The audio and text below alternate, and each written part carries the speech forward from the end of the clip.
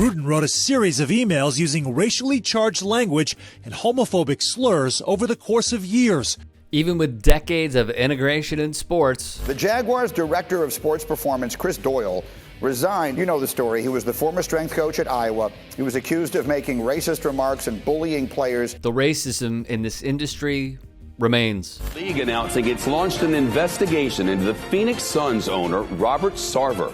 He's facing accusations of racism and misogyny during his 17-year run with the team. From ownership? Creighton coach Craig McDermott apologized Tuesday for making insensitive comments with racial undertones during a locker room speech after the team's loss at Xavier on Saturday. To professional coaches making racially insensitive remarks like ex-Penn State Nittany Lions head basketball coach Pat Chambers, ex-Chattanooga football coach Chris Malone, pictured here, who called Stacey Abrams Fat Albert, adding, "Enjoy the buffet, big girl. Hope the money was good, still not governor." There's ex-Texas State basketball coach Danny Casper, who resigned in disgrace after former players outed his racist tendencies. Via ESPN, Jalen Shedd, who transferred to Washington State, said Casper told the black players to chase that chicken when he wanted them to run faster, and told players who didn't exceed a 2.2 GPA that they would end up working at Popeyes. The high school level cannot be forgotten as well, where Marion High School track coach Sarah Baker told two black members of her track team when their shoes were off that they looked like, quote, black, barefooted African from the third world. It is systemic from the top down, and unfortunately, we have another name to add. Meet Jim Hayford. Say what's up to him.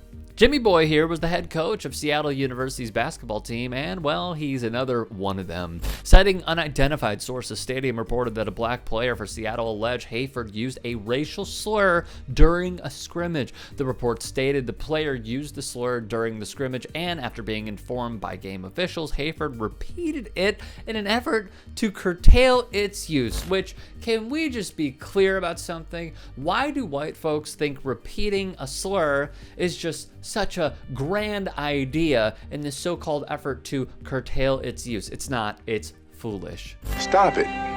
Get some help.